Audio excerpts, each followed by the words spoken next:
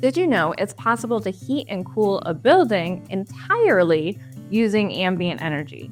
Ambient energy comes from natural, freely available resources like the sun, the wind, and the earth beneath us. By combining ancient wisdom with modern high-performance design, we can create resilient, self-sufficient homes that don't rely on mechanical heating or cooling. For most of human history, buildings were designed with these principles in mind. And it's only really in recent times, with the rise of modern HVAC systems, that we've forgotten how powerful smart design can be. I'm Christina, and I help property owners regenerate the land, design resilient homes, and connect with nature. I'm so excited to take you on this house tour with Keith Sharp. Keith is a mechanical engineer who has designed his home to maintain comfortable temperatures year-round without any mechanical heating or cooling. His home is an incredible example of what's possible with intentional, climate-responsive design. So let's jump in. Today, I'm joined with Keith Sharp, who is a mechanical engineer and emeritus professor from the University of Louisville.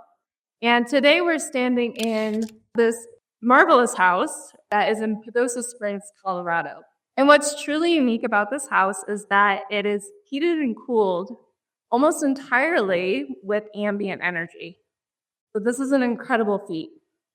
Before I get started, I just wanted to ask you, Keith, what inspired you to design a house with no mechanical heating and cooling? Well, a number of people have done houses similar to this, and going back to Maria Telkes in 1948, she designed a house that was 100% solar heated for 2 winters. And then after that, Norm Saunders, I also look up to, he designed several houses in the Northeast that were 100% passive solar heated. I remember going to conferences where Norm was there, and he was talking about houses that were entirely heated with passive solar. And so here we're trying to do the passive solar heating and the passive cooling to 100%.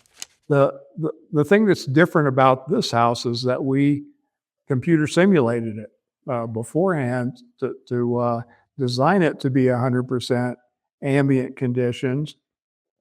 And there are a few things that I didn't take into account quite as well as I should have, but now we know more. And so the point is that we now can design buildings that you can get to 100% ambient conditioning and be pretty confident that the house is going to perform like you want it to. As a mechanical engineer, I know the physics, and so I've developed a computer program that will simulate houses in whatever climate you have. You can gear the parameters of the house, the insulation, the windows, the thermal mass, to get to 100%. Which is amazing. And I've played with the tool so far, and I love learning how it works because that then dictates our design decisions. These 2 windows are direct gain, and they're by Zola window manufacturer. They're triple pane. The solar heat gain constant is, if I remember correctly, 0.53, the highest that they have available. They have some that are higher, but they don't sell those to high elevation because of the pressure between the panes. I have a gas bill. Yeah, it's argon. Oh, you have argon. Yeah. We have a little bit more direct gain space here. Right. The side lights around the door are getting some solar gains in. Now, the loft windows are mostly shaded for most of the year. They're more for aesthetics and for passive cooling. We wanted to have an overhang that covered the door, and so to get it out as far as it needed to be to cover the door, that kind of negated the solar gains for those windows. That window, but those are more for cooling in summer. Right.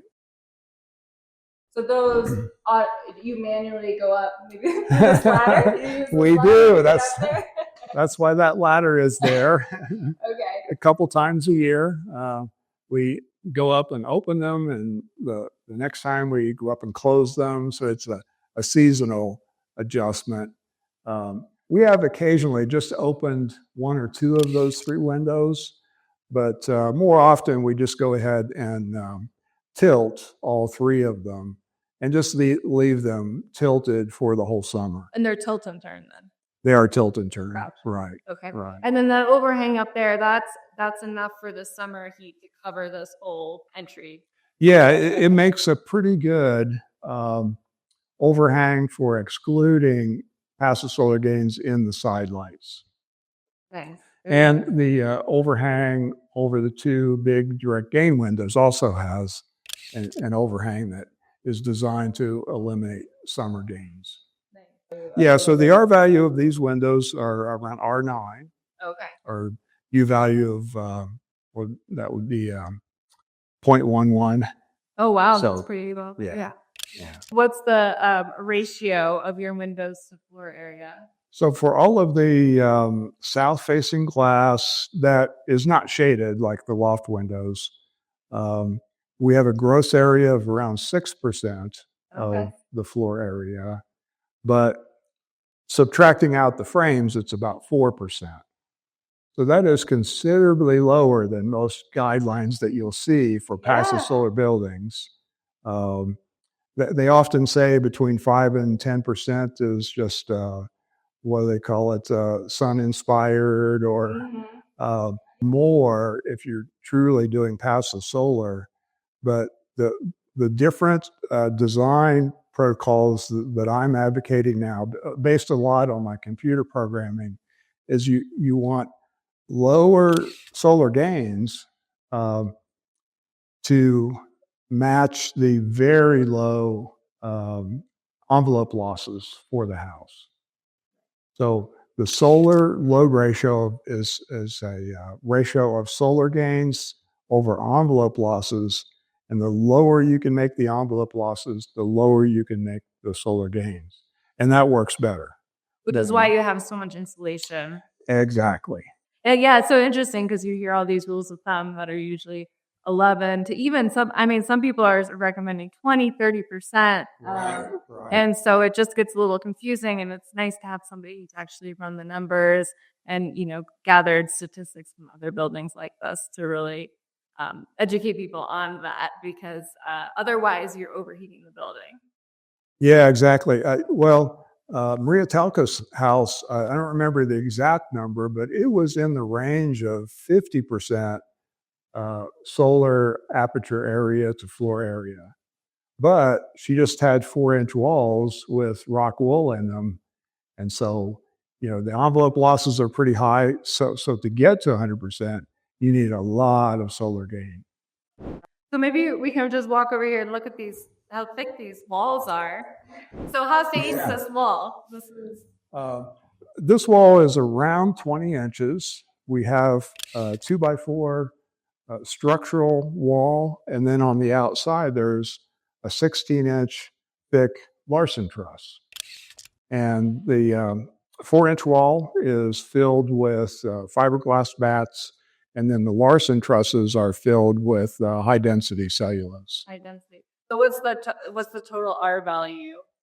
Around 73 for these walls. Yeah. That's a hefty wall for sure. And yeah, this makes it just a nice little space to hang out in the winter. I love that. And actually, for a January day, it's warm. Like, this is a warm spot to be. I really do like this. Yeah. And then, so the floor, although it looks like wood, is actually tile, correct? Right. It's tile over 4 inches of poured concrete. And then below that, you have your floor framing. Yeah, there are I-joists underneath that to support the floor. And then, of course, in the basement, we have concrete slab and the perimeter concrete walls, which you would normally have for a walkout basement. They're on the inside and they're insulated on the outside. Yeah. That makes the thermal mass accessible to indoor temperature, and then makes it effective for moderating indoor temperatures. And some of the old guidelines say that you have to have areas that are close to the gains, and of course that still applies. But the larger surface area you have, the more your temperature is moderated. Yeah. And so our entire first floor is 4 inches of concrete, and that's a part of helping moderate the temperature swings. Yeah. It feels so nice. Usually people think of the concrete or tile floor as actually quite cold. But I mean, I'm standing in the sun, but it doesn't feel like a cold floor, and I'm not wearing. You run this fireplace. Occasionally, we haven't yet this winter. The house was well. We often like to have a fire all day on Christmas, and this Christmas it was just so warm in here that we just didn't feel like doing it. So we have not had a fire in the fireplace yet. That's amazing. Wow. But then you said in previous years it was around 20 hours a year. Yeah. Or 30, 20 to 30 is what it sounded like. Yeah, I think one year was 20, another was 27. And I think there was that third year had more than 30. I don't remember the exact numbers, but yeah, in the range of not more than, and we have the fires typically in the evening, after dinner, we'll light a fire and keep it going for about 3 hours. Okay. And we that's all do that between 5 and 10 days out of the winter. Okay. And so a big piece of the energy loads or the heating loads in here are internal heat gains, right? So by you and your wife and your dog being in here, that makes a big difference, right? Right. And the graph that you saw, I think, shows how large a component of the heating of the house internal gains can be. Cooking, at least in a super insulated house. If you have just a code built house, that little bar that represents internal heat gains is going to look a lot smaller. Right. And it used to be that people would just neglect internal heat gains when they're designing a house. But if you're trying to get to 100% ambient conditioning, then you're going to use super insulation, and internal heat gains becomes pretty important. And so do you guys travel much or leave much? And then how do you navigate that? Yeah, so we did go away for the Christmas to New Year's holiday one year, and that coincided with a really cloudy and snowy period. And we came back and the house was in the upper 50s. Okay. So that's like the coldest it's ever been. But it's not going to freeze. No, it's not going to freeze. And it warmed up within several days. And we didn't even use a fire in the fireplace. It once we got back home, the sun came out, and like you were noticing, it's pretty warm. That's very nice. I want to curl up right here. Yeah. And so what type of fire? Is this just a regular wood-burning stove? Yeah, it's a regular, it is sealed. The door is sealed, and the inside of the chimney is completely filled with fiberglass to make sure that we don't get leaks of heat out the chimney from inside to outside. Oh, very cool. Okay. Yeah. And it has an outdoor air intake so that we're not drawing cold air in from the windows in order to feed the fire. Yeah. Nothing unusual about the fireplace. Other than we made it as small as possible. That's the smallest model they had, just so that we could have a fire and not overheat the house. Right, that makes sense. And it's nice to have wood. It's more of a resilient solution. Yeah, and it's nice to just sit and watch the fire too. Yeah, exactly. And then, so another question I had for you was the air sealing. So you did a pretty good job of making this building airtight. And what was your approach for that? Was your air sealing layer on the outside of the 2x4 wall? Or did you? It was. Okay. So we built the entire house with the structural 2x4 wall. sealed that on the outside. So you probably recognize all of the outlets and light fixtures. They're on the inside of that surface. So that surface can be entirely sealed. And we have, I think, maybe 3 or 4 wire penetrations around the wall, and those were taped and sealed as well as possible. We have a vent that goes through the ceiling that was taped as well. So we were very diligent about sealing everything.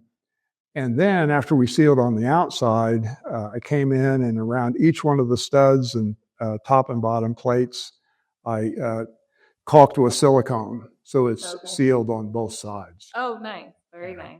The windows are taped with yeah.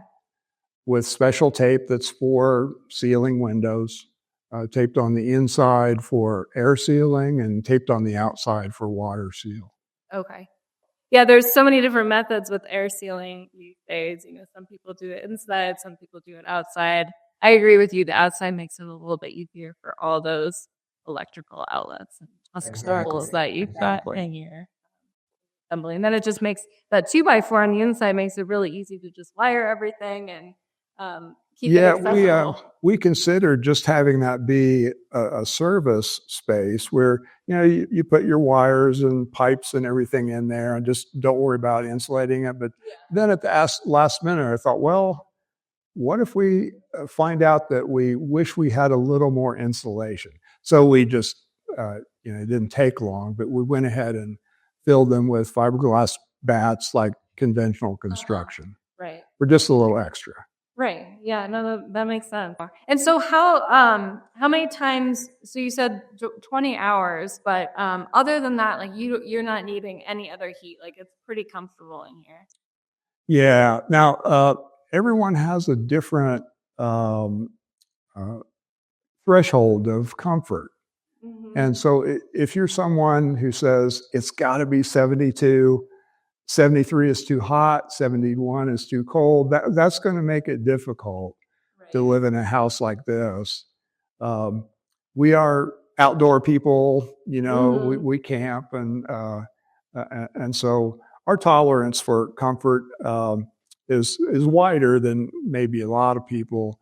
We're kind of okay down to about 65 inside. Okay, well, that's still pretty reasonable. I'm feeling like I need to take my jacket off now, but like this morning, it was around 65, and so I just put a jacket on, and we're pretty comfortable. Right. Yeah. And then in the summertime, every evening gets down to 50 degrees or so at night. I mean, and you open the windows, and the house cools right down. Yeah. Yeah. And it's just those 3 windows up there above the door. Well, you need matching inlet windows. Those are like the outlet windows where the hot air goes. The inlet windows, we often just open the bedroom window because that's sort of the room that we like to be cool for comfortable sleeping. So when we open just that window, the circulation is, cool air is coming in that window and then going out the loft windows. That's beautiful. Such a simple solution. Yeah, and we've got several other windows. We open this one occasionally. Okay. So you can open more windows if it's really hot and you need to cool more. And I notice your south-facing windows are not operable. No, they're just for the efficiency of them. Yeah, I think it'd be difficult to have those larger windows be operable. Yeah. So we just have, well, I suppose most of the windows are operable, but some that we thought we just would never tilt or turn are fixed ones. Yeah, they're all very large, beautiful windows. Yeah. So the layout is actually interesting because you would think that a lot of people would design it so that the kitchen living space is on the south side, but it actually still seems to work because you have this kind of open foyer space. The continental divide is out here, so we sort of had to have a lot of east-facing glass for the views, and we've got nice views to the north as well. So we've got north windows too. Probably more windows than you would ideally like to have for a passive solar building, but Especially on the north here. right. Yeah. But these are all R9 windows? Yeah. Okay. Yeah. The south and east windows have the high solar heat gain constant, which gives you a little bit lower R value, but the north windows have a slightly higher R value and lower solar heat gain constant. And so having the ones to the east with a higher solar heat gain coefficient helps the building warm up when it kind of needs it most, right? Right. Yeah, at least in a climate like this, where we have consistently low nighttime temperatures. If you're in a climate where nighttime temperatures didn't get as low, then you'd want to control more of your solar gains and try to get most of them on the south. Okay, so that's more climate specific. Yeah. And this is a great climate too, just for one with the sun and also the dry air. Over here we have a bedroom, and then you can explain to us what's special about the layout of this first floor that makes it cooler in the bedroom.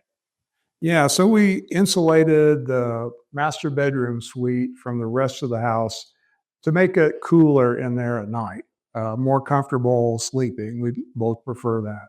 So here behind these walls is the master closet, and so we've got insulation in these two walls.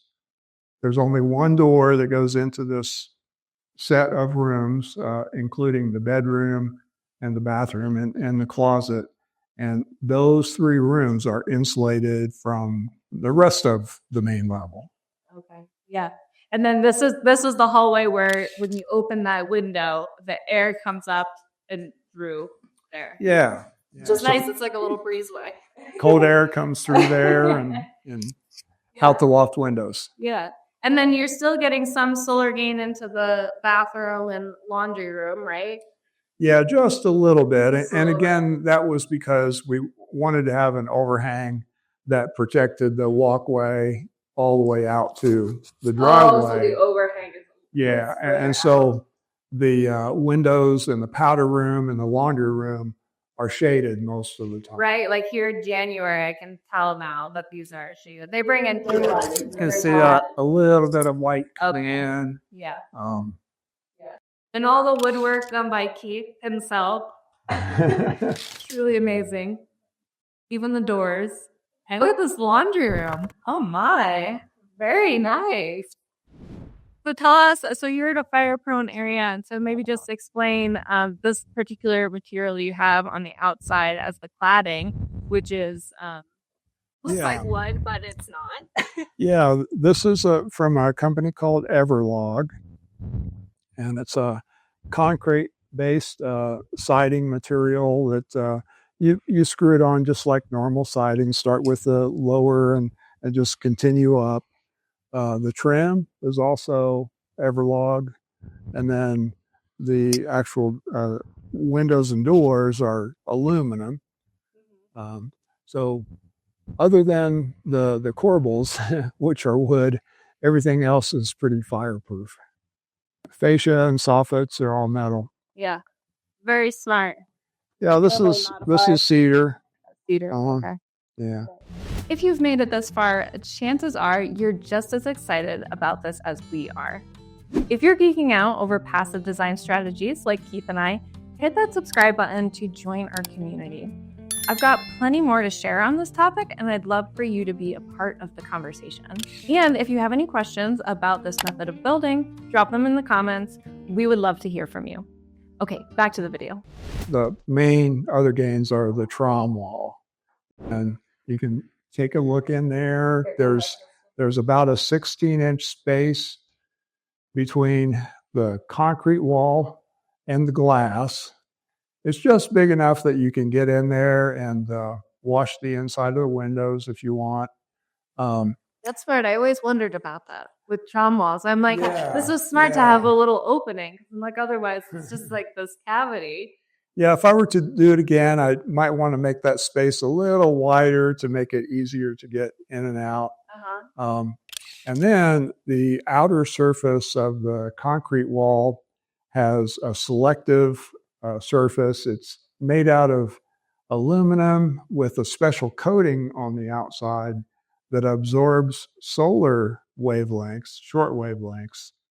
Once that it's absorbs, it re-radiates longer wavelengths and less of them. Okay. So it's around, if I remember correctly, high 90s solar absorption, but less than 10% re-radiation, which makes it much more efficient. It does. It does. Gain. And how much more efficient would you say that it is? Well, it's efficient enough that these windows are just double pane instead of triple pane. Oh, okay. And so that selective surface offsets that the need that you might otherwise have for high R value glass, because the third pane decreases the transmission of solar radiation. So with double pane, we get a little bit higher transmission. The absorbed surface makes it act like it's losing as little as a triple pane glass would have. Oh, interesting. And I'm sure cost-wise that's pretty comparable as well. Well, I don't remember exactly, but imagine the double pane is a little cheaper than the triple pane windows. Back in the day, you could get copper foil that had black chrome coating on it that did exactly the same thing. That company went out of business. And so Almeco is the company that made this selective surface, and they make absorber plates for active solar collectors. Okay. So what we essentially did was to get a sheet of aluminum that might have been for an active solar collector and cut it to size and glued it on the outside of the concrete wall. Oh, nice. Okay. And then you mentioned like it almost was performing too much, like it was too hot. And you had to put shades on here. Is that? Oh, in the summertime. And so you only do that in the summer? Yeah. So the overhang on the roof of the house shades the upper direct gain windows, but they don't shade the Trombe Wall. So we made the decision that we didn't want to put another intermediate overhang in there. There wasn't really room for it. So we have shades that are kind of like screens for a window with the same aluminum frame. They block about 90% of the solar radiation. Usually put those around all the end of July or so and take them off in October. Okay. You could, for instance, have a fabric awning that you could retract in the wintertime and swing it out in the summer. Right. Yeah, do the same thing. Yeah. Concrete is 8 inches. Oh, 8 inches. And so in the Trombe Wall, that 16 inches of space is open, but then around the rest of the house, that is 16 inches of polystyrene insulation. Yeah. And that's a big piece of it. So how much insulation is that? What's the R value for these basement walls? Around 65. Okay. Okay. So similar to upstairs. Yeah. And then the thermal capacitance, that's a big deal. And, as I'm learning more about it, there's a lot of nuances to it. There's the density component, there's the thickness component. But from what I understand, and, I loved your comment in one of your videos about the concrete being 10 times lower carbon than a battery. Which that's a big deal. I think a lot of people think, okay, well, concrete is so carbon intensive, but I think if you're using it like this, it makes a lot of sense to be a battery. It's a better solution for storing energy when the type of energy you want to store is heat. Right. Concrete just sits there, and that wall could last 100 years. Where if you're trying to store it in a battery and then use that electricity to run a heat pump. I mean, in 100 years, how many heat pumps will you need for replacements, and how many times will you have to replace the batteries? So it's a considerable difference. Right. And so you chose concrete, but I know there's a lot of other materials that are good for thermal mass, like water or phase change materials or different things like that. So Have you explored any of those other types of thermal mass, or concrete just seems the most accessible? Yeah, concrete is kind of the easiest because that's the way this wall would have been built anyway. So the big difference is we're just insulating on the outside, and for the Trombe Wall, we're putting windows on the outside and not insulating it. But otherwise, it's pretty conventional construction. Yeah. At least one architect I know of who uses water tanks, and he has a local person that builds these water tanks pretty economically.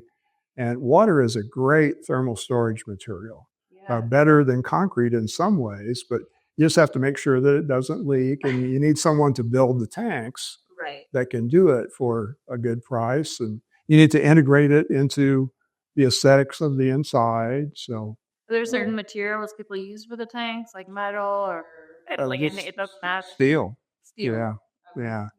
And they're sealed so that you have some oxygen on the inside that will lead to some corrosion.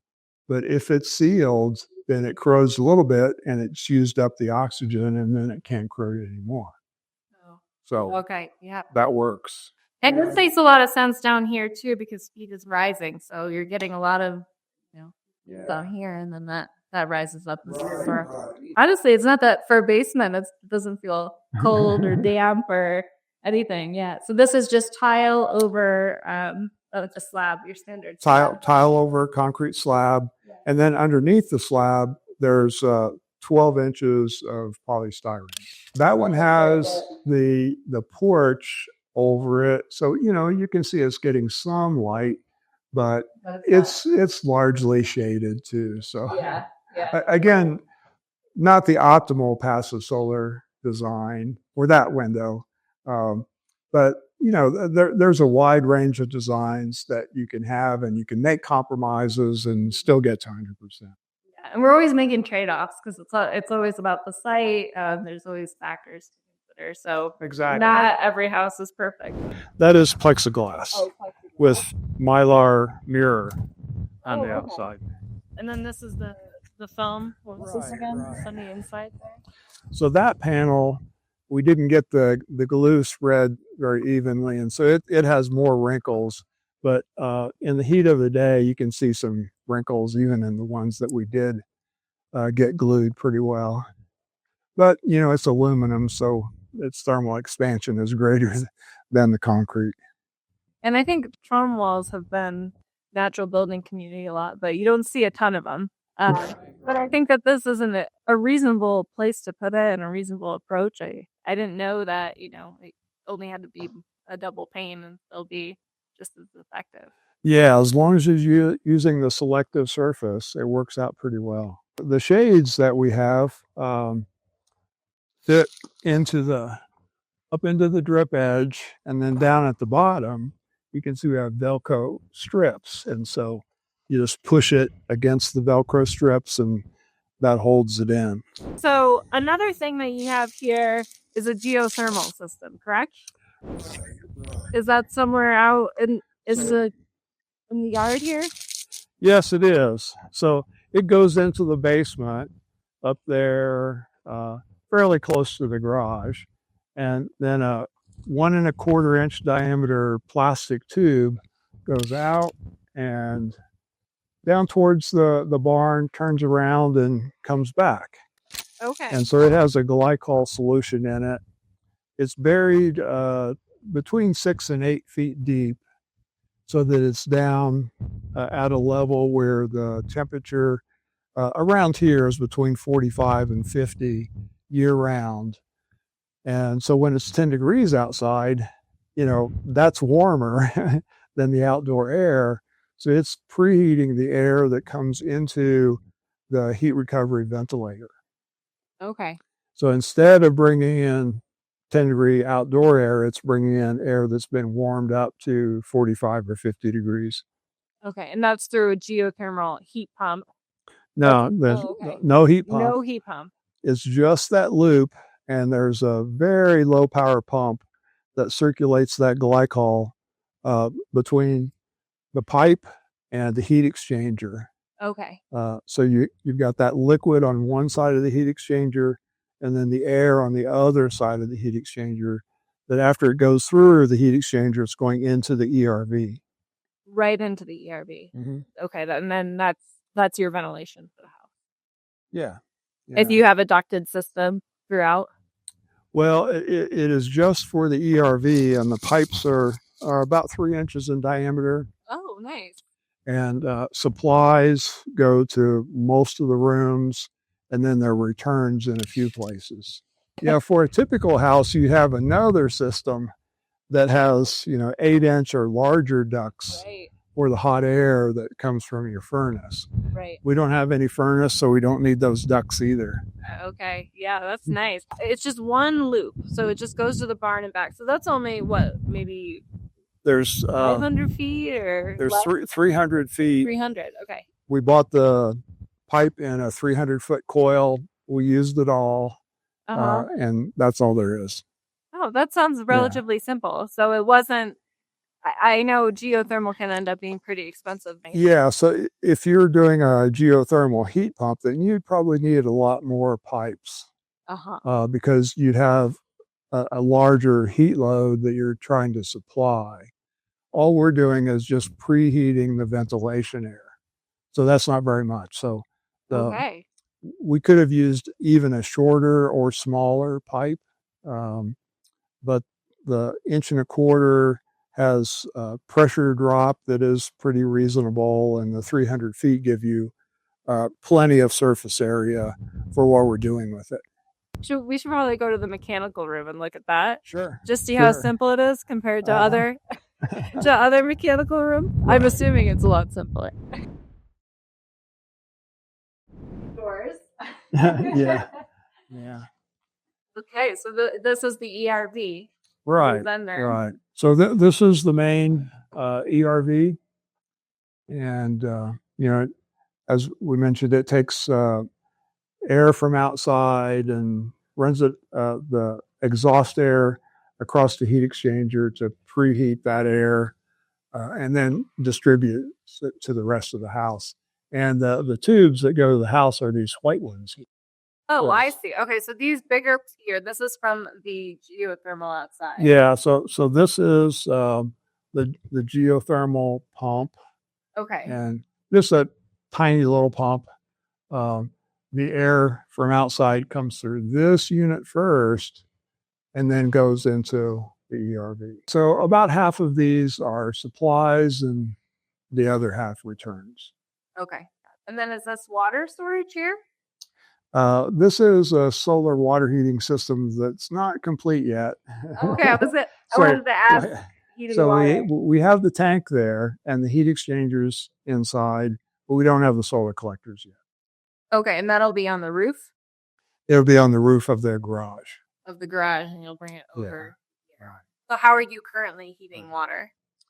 With an electrical heater. So it's a demand heater, so there's no tank. When the water starts flowing, it heats the water. Okay. And regulates the temperature. It's electric. And you just have one for the whole house?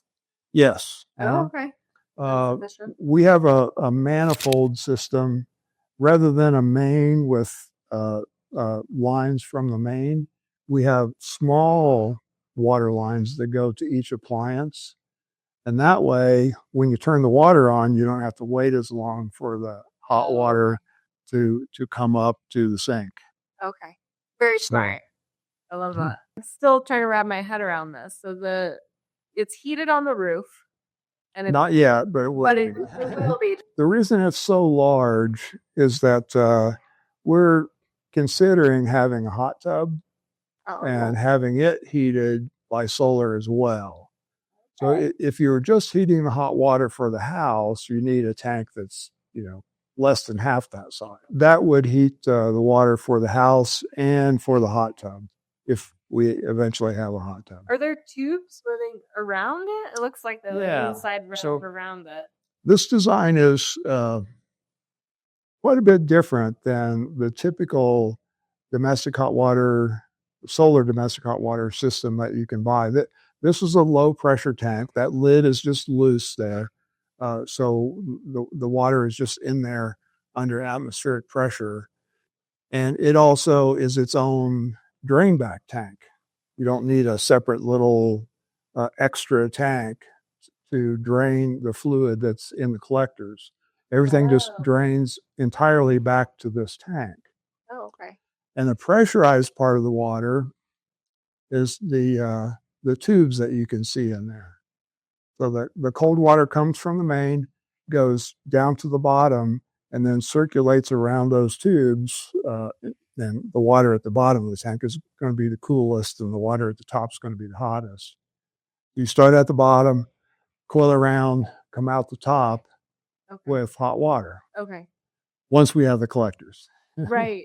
Is this something you designed completely by scratch? Well, the tank is manufactured, and the piping is commercial.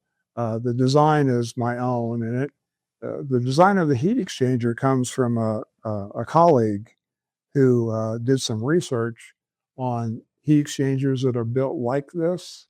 There's actually another circular surface in there inside those tubes, so that it's kind of like a chimney. So once you're bringing cold water into that coil, it's cooling the water, and so the water is dropping, and the hot water in the center part of the tank is replacing it, and it increases the heat transfer. Very cool. And have you ever thought about utilizing this water tank somewhere in a space that it could get some solar gain to act as thermal mass, or would it wouldn't work in this scenario? Well, so we do have radiant floor pipes in both of the floors. Oh, you do? And they're not currently used. Oh. And so that would be a possibility. We could run water from the tank into those pipes that are in the floor to heat the floors. Oh, smart. So it has the concrete, but then it also has water in it. Yeah. That's amazing. That's a good idea. And this seems like a relatively simple, compact system. And how often do you have to change that filter? Oh, every few months. Every few months. So a few times per year. Okay. That's not bad. So what would you say the cost difference with a strategy like this is compared to a conventional strategy? Because there's a lot more insulation, a lot more thermal mass. Did you run numbers on that? No, we haven't specifically added up the extra costs, but I did do an analysis of the embodied carbon, which a lot of people are concerned about now. Right. At least I think should be a greater concern than the cost. You know, if you can afford it, you drive a Mercedes instead of a Chevy. And with a house, you can make the same sorts of decisions. You can decide to build a high performance house instead of just living in a house that's built to code. You'll be lots more comfortable, and you'll be doing something better for the environment. Right. So the things that are extra in this house are the insulation, and also a little bit more concrete than in a conventional house. Like the basement walls and the basement floor would have been concrete anyway. Right. We just insulated them in the right place. We wouldn't necessarily have had the concrete in this floor. If we did radiant heat, then we would use concrete on this floor. Mm-hmm. But including the concrete for this floor and the extra insulation, that pays back. You know, it has embodied carbon, but that pays back within 3 years.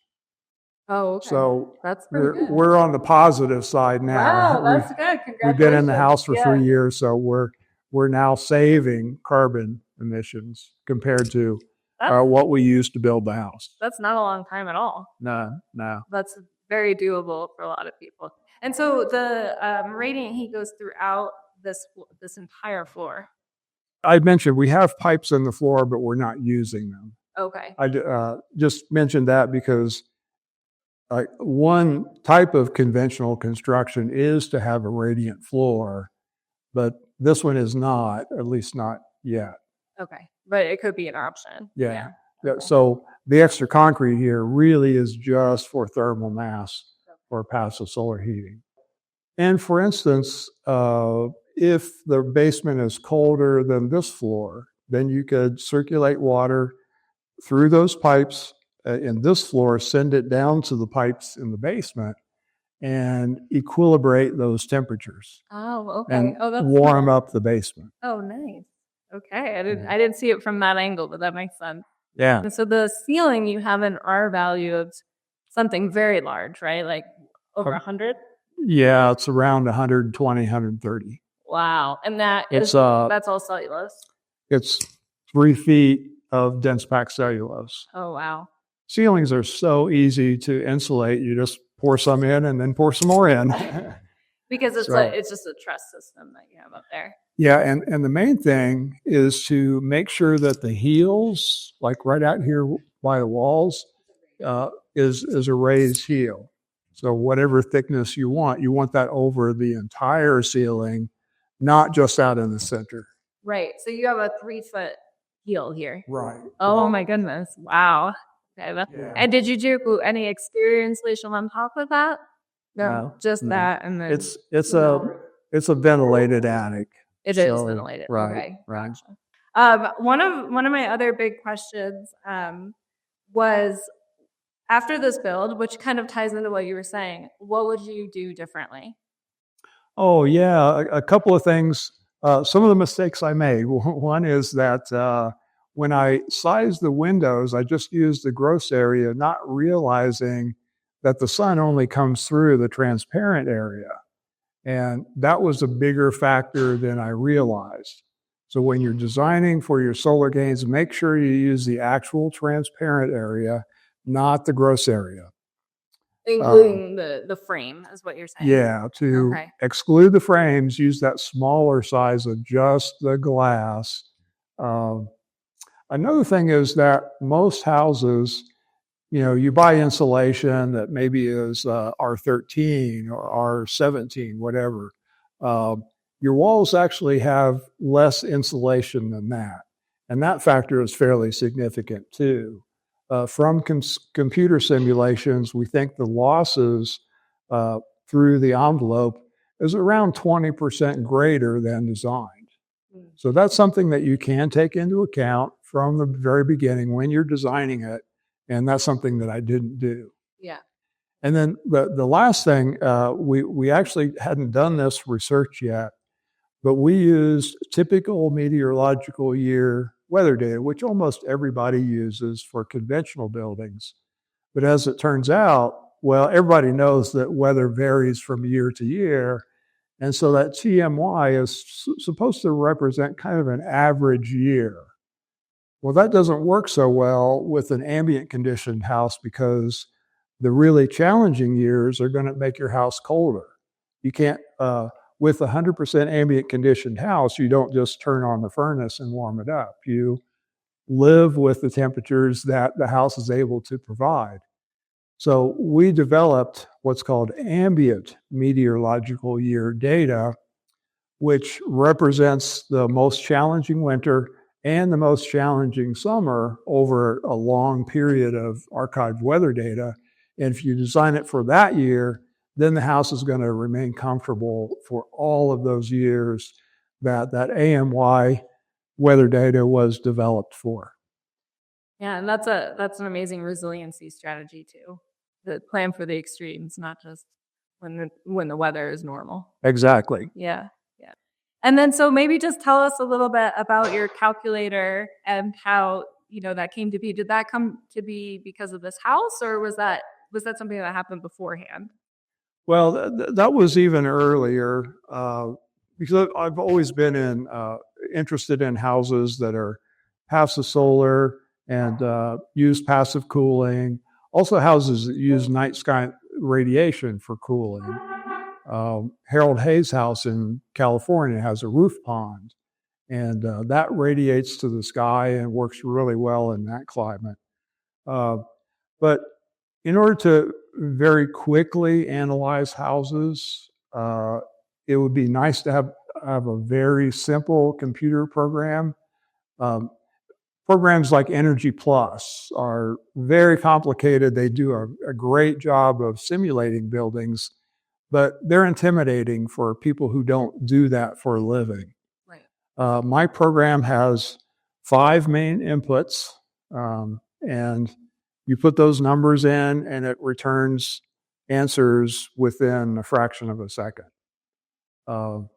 The other thing you have to do is to develop the weather data for it. So it's not just those 5 inputs. You have to have your weather data first. But once you get the weather data input, you can simulate a number of buildings very quickly in that climate. Yeah. And I'd like that resource to be available to people around the country and the world so that they could design houses like this. I know for me, just playing around with it, I was able to get the hang of it just within a couple hours. And I think that's pretty impressive versus, like you said, some of those energy modeling programs get to be exciting. Right, right. So I think you've got something really, really great. And I'd like to see it eventually get to more people. So, well, thanks for being involved. Yeah. So if that ever becomes a thing, maybe I'll link it into this video so people can find it. Sounds good. Yeah. Yeah. Do you have any other things you want to impart on on the people, the global web? Well, I think we talked about air sealing. Air sealing is a lot of labor. It's not necessarily difficult, but it's not a conventional construction technique. And so if you're looking for a contractor, for instance, to build a house like this, they can build Larson trusses or they can do a double stud wall. But the air sealing really takes a lot of attention to detail. It's all the caulking and all the tape and all of those things that keep cold air from coming around your windows and through your outlets, and especially between top and bottom plates. That's an area where a lot of people don't think about for air sealing. Right. That's once you super insulate the walls and ceiling and floor, air infiltration can be a large fraction of the losses.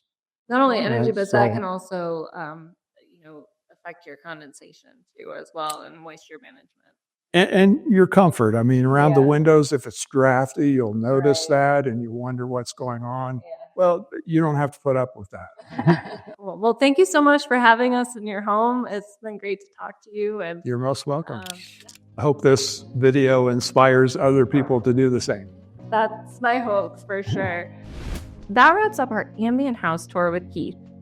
We're still getting the hang of the filming and interviewing, so thanks for bearing with us through a few lighting and audio hiccups we had there. I hope that you still found all the golden nuggets of wisdom that Keith had to share.